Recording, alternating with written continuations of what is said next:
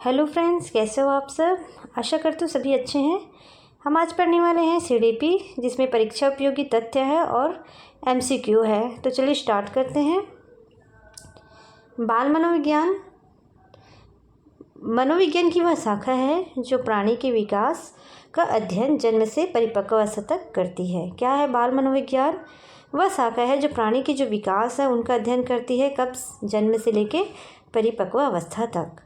बाल विकास व्यवहारों का विज्ञान है जो बालक के व्यवहार का अध्ययन गर्भावस्था से मृत्यु पर्यंत करते रहता है। बाल मनोविज्ञान क्या है? व्यवहारों का विज्ञान है। बाल विकास जो है व्यवहार का अध्ययन क्या कब से करते हैं? गर्भावस्था से लेकर मृत्यु तक। बाल मनोविज्ञान बालक की क्षमताओं का अध्ययन करता है। बाल विकास क्षमताओं के विकास की दशा का अध्ययन करता है। क्या करता है बाल विकास? क्षमताओं के विकास की दशा का अध्ययन करता है।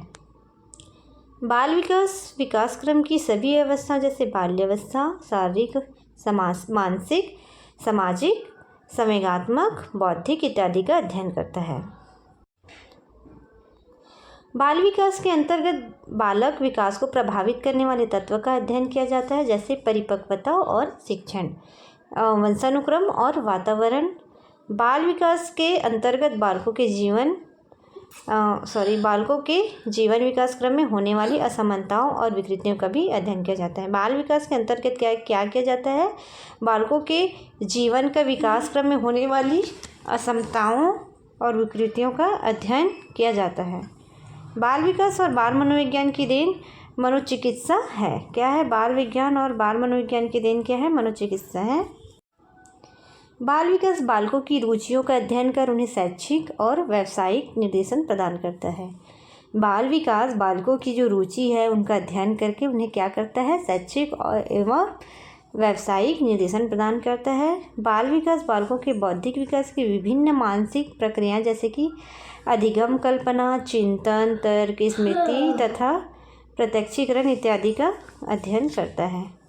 बाल विकास के अंतर्गत बालकों की विभिन्न शारीरिक और मानसिक योग्यता का मापन व मूल्यांकन किया जाता है। बाल विकास के अंतर्गत बालक की विभिन्न जैसे शारीरिक, मानसिक जो योग्यता है उनका क्या किया जाता है? मापन व मूल्यांकन किया जाता है। आइए वस्तुनिष्ठ प्रश्न देखते हैं। पहला है, प्राथमिक स्तर पर एक शिक्षक में निम्न में से किसे सबसे महत्वपूर्ण विशेषता मानना चाहिए? प्राथमिक स्तर पर एक शिक्षक में निम्न में से किसे सबसे महत्वपूर्ण विशेषता माननी चाहिए? पढ़ाने की उत्सुकता, धैर्य और दृढ़ता, शिक्षण पद्धतियों और विषयों के ज्ञान में दक्षता, अति मानक भाषा में पढ़ाने में दक्षता। तो सबसे कौन सा इम्पोर्टेंट लग रहा है इसमें? जो सटीक आंसर है वो बी है, धैर्य और दृढ़ता। प्राथमिक स्तर पर शिक्षक में धैर्य और दृढ़ता होनी चाहिए। दूसरा है, प्रत्येक शिक्षार्थी स्वयं में विशिष्ट है। इसका अर्थ है कि शिक्षार्थियों में ना तो कोई समान विशेषता होती है और ना उसमें लक्ष्य समान होते हैं। सभी शिक्षार्थियों के लिए एक समान पाठ्यचर्या संभव नहीं है। एक विषम रूपी कक्षा में शिक्षार्थियों की क्षमताओं का विकसित करना असंभव है। कोई भी दो शिक्षार्थी अपनी योग्यता, रुचि और प्रतिभा में एक समान नहीं होते। यह बिल्कुल सही है कि कोई भी विद्यार्थी हो, उनकी जो योग्यता है, उनकी जो रुचियां हैं, उनकी प्रतिभाएं हैं, उनमें एक समान नहीं रहते। किसी में ज़्यादा, किसी में कम रहते हैं। आगे देखते हैं। शिक्षक एवं विद्यार्थी के मध्य संबंध होना चाहिए स्नेह का, विश्वास का, सम्मान का। तो इसका आंसर ये सभी हो जाएगा। एक अच्छा अध्यापक विद्यार्थी के मध्य बढ़ावा देता है प्रतियोगिता की भावना को, सहयोग की भावना को, प्रतिद्वंदिता की भावना को, तटस्थता की भावना को। तो एक अच्छा अध्यापक है जो विद्यार्थी के मध्य क्या बढ़ावा देता है? सहयोग की भावना को। इसका आंसर बी हो जाएगा। शिवानी द्वारा पूछे गए एक प्रश्न का उत्तर शिक्षक तत्काल नहीं दे सकता है। शिवानी की प्रतिक्रिया क्या होनी चाहिए? शिक्षक द्वारा शिवानी को चुप करा देना चाहिए, शिक्षक द्वारा शिवानी का ध्यान बांट देना चाहिए, शिक्षक को कहना चाहिए कि नहीं जानता हूँ, शिक्षक द्वारा इस प्रश्न का सही उत्तर बाद में समझकर देना चाहिए। तो शिवानी द्वारा पूछे गए प्रश्न का उत्तर शिक्षक का तत्काल नहीं दे सकता, तो इसका सही आंसर डी हो जाएगा। शिक्षक द्वारा इस प्रश्न का सही उत्तर बाद में समझाकर देना चाहिए। बच्चों की जिज्ञासा शांत करनी चाहिए जब शिक्षक फुर्सत में हो, जब विद्यार्थी फुर्सत में हो। कुछ समय पश्चात तत्काल जब विद्यार्थी द्वारा जिज्ञासा की गई हो। तो इसका सही आंसर डी हो जाएगा। शिक्षक को ज्ञान होना चाहिए अध्यापन विषय का, बाल मनोविज्ञान का, शिक्षा संहिता का, अध्यापन विषय एवं बाल मनोविज्ञान को। तो इसका सही आंसर हो जाएगा डी। बालक का विकास परिणाम है वंशानुक्रम का, वातावरण का, वंशानुक्रम तथा वातावरण की अंतर प्रक्रिया का या आर्थिक कारकों का। तो बालक का विकास का परिणाम क्या होता है? बालक का विकास, वातावरण भी जरूरी है और वंशानुक्रम भी जरूरी है, और इन दोनों का अंत प्रक्रिया के द्वारा विकास होता है। विद्यालयों में श्रम की स्फूर्ति का विकास करने के लिए शिक्षक अपने ही श्रम में प्रवृत्ति दिखाएगा। शिक्षक श्रम के महत्व को व्याख्यान करेगा, समय समय पर विद्यार्थी को श्रम करने का अवसर देगा, या विद्यार्थी को श्रम करवाने वाले लोगों को उपहार देना पड़ेगा। तो इसमें सही आंसर सी हो जाएगा। समय समय पर विद्यार्थी को भी श्रम करने के अवसर देंगे, जैसे खुद से कार्य करेंगे तो बेहतर सीखेंगे। बाल विकास की परिभाषा का अध्ययन क्षेत्र है जो मानवीय सामर्थ्यों में परिवर्तन का परीक्षण करता है, जीवन अवधि के दौरान व्यवहार की व्याख्या ढूंढेगा, बच्चों की वयस्कता तथा वरिष्ठ नागरिक के साथ तुलना करेगा, किसी बच्चे की संज्ञानात्मक, सामाजिक तथा दूसरे सामर्थ्यों के क्रमिक विकास के लिए उत्तरदायी होगा। तो इसका आंसर डी हो जाएगा। अपने विद्यार्थी को समझने के लिए शिक्षक में अच्छी जानकारी होनी चाहिए बाल मनोविज्ञान की, बच्चों को समझने की प्रवृत्ति की, विषय वस्तु के प्रति विद्यार्थी की मत की, या उपरोक्त सभी। तो इसका आंसर डी हो जाएगा।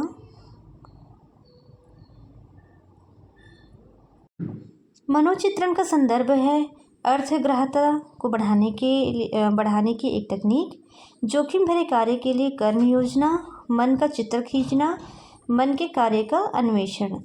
तो मनोचित्रण का संदर्भ है डी, मन के कार्य का अन्वेषण। मनोवैज्ञानिक के अनुसार बाल विकास की कौन सी अवस्था सबसे जटिल व कठिन है? शैशवावस्था, किशोरावस्था, बाल्यावस्था, या इनमें से कोई नहीं। तो मनोविज्ञान के अनुसार बाल विकास की सबसे जटिल अवस्था है किशोरावस्था। एक पीटी प्ले शिक्षक क्रिकेट के खेल में अपने विद्यार्थियों के क्षेत्र रक्षक को सुधारना चाहता है। निम्न में से कौन सी युक्ति शिक्षार्थियों को अपना लक्ष्य प्राप्त करने में सर्वाधिक सहायक है? शिक्षार्थियों का क्षेत्र रक्षक का अधिक अभ्यास करवाना, शिक्षार्थी को यह बताना कि क्षेत्र रक्षक सीखना उनके लिए किस प्रकार महत्वपूर्ण है, बेहतर क्षेत्र रक्षक और सफलता की दर के पीछे के तर्क को स्पष्ट करना, क्षेत्र रक्षक को प्रदर्शित करना और विद्यार्थी अवलोकन करना। तो इसका सही आंसर ये हो जाएगा, विद्यार्थी को क्षेत्र रक्षक का अधिक अभ्यास कराना। आगे देखते हैं, इनमें से कौन सा बाल विकास का एक सिद्धांत है? विकास परिपक्व तथा अनुभव के बीच अन्योन्य क्रिया की वजह से घटित होता है। विकास प्रत्येक बच्चे की गति का सही ढंग से अनुमान लगा सकता है। अनुभव विकास का एकमात्र निर्धारक है। विकास प्रबलन तथा दंड के द्वारा सुनिश्चित किया जाता है। तो इसका सही आंसर विकास परिपक्व तथा अनुभव के बीच अन्योन्य क्रिया की वजह से घटित होता है। आगे देखते हैं, निम्न में से कौन सा बाल विकास का एक सिद्धांत नहीं है? यहाँ पे नहीं पूछा गया है। सभी विकास एक क्रम का पालन करते हैं। विकास के सभी क्षेत्र महत्वपूर्ण हैं। सभी विकास परिपक्व तथा अनुभव की अंतक्रिया का परिणाम होते हैं। सभी विकास तथा अधिगम एक समान गति से आगे बढ़ते हैं। तो इसका नहीं पूछा गया है। तो सभी विकास तथा अधिगम एक समान गति से आगे बढ़ते हैं, यह गलत जवाब है और इस नहीं बोला गया, तो इसका आंसर डी हो जाएगा। अपनी कक्षा के बच्चों को उनकी अपनी अवधारणाओं को बदलने में आप किस प्रकार सहायता करेंगे? यदि बच्चों की अवधारणा गलत हो तो उन्हें दंड देकर, तथ्यात्मक जानकारी देकर, अवधारणाओं के बारे में बच्चों को अपनी समझ को व्यक्त करने का अवसर देकर, या डी बच्चों को सूचनाएं लिखाकर उन्हें याद करने को कहकर। तो इसका सही आंसर बी हो जाएगा, तथ्यात्मक जानकारी देकर। आगे देखते हैं, बाल मनोविज्ञान का क्षेत्र है केवल शैशवावस्था की विशेषताओं का अध्ययन, केवल गर्भावस्था की विशेषताओं का अध्ययन, केवल बाल्यावस्था की विशेषताओं का अध्ययन, गर्भावस्था से किशोरावस्था की विशेषताओं का अध्ययन। तो बाल मनोविज्ञान का क्षेत्र क्या है? गर्भावस्था से किशोरावस्था की विशेषताओं का अध्ययन करना है। वह अवस्था जो कि माता के 21वें गुणसूत्र जोड़े के अलग न हो पाने के कारण होती है, वह कहलाती है Down syndrome, Klinefelter syndrome, Turner syndrome या विल्सन सिंड्रोम। तो इसका सही आंसर हो जाएगा डाउन सिंड्रोम। आगे देखते हैं, तनाव को कम करने के अप्रत्यक्ष ढंग कहलाते हैं समस्या समाधान विधि, रक्षात्मक यांत्रिकता, व्यक्तिगत विधि, इनमें से कोई नहीं। तो इसका सही आंसर हो जाएगा बी, रक्षात्मक यांत्रिकता। सूर्य अंतर्दृष्टि के सिद्धांत का प्रतिपादन किसने किया था? थर्नडाइक ने, गेस्टल्ट मनोवैज्ञानिक ने, हेगार्टी ने या स्किनर ने। तो सूर्य या अंतर्दृष्टि के सिद्धांत का प्रतिपादन बी, गेस्टल्टवादी मनोवैज्ञानिक ने किया था। इसका सही आंसर हो जाएगा। आगे देखते हैं, निम्न में से किस मनोवैज्ञानिक ने किशोरावस्था को परिभाषित किया है कि किशोरावस्था वह काल या अवधि है जिसमें बालक बालिकाएं मानसिक विकास, संवेगात्मक, सामाजिक, शारीरिक रूप से बाल्यावस्था से प्रौढ़ावस्था की ओर जाते हैं। तो A.T. जर्सिल्ड, E.B. हरलॉग, I.P. डेविस या H. सोरेनसन। तो इसका सही आंसर हो जाएगा A.T. जर्सिल्ड। ये हमारा आखिरी क्वेश्चन था। मिलते हैं नेक्स्ट क्वेश्चन में, तब तक के लिए बाय।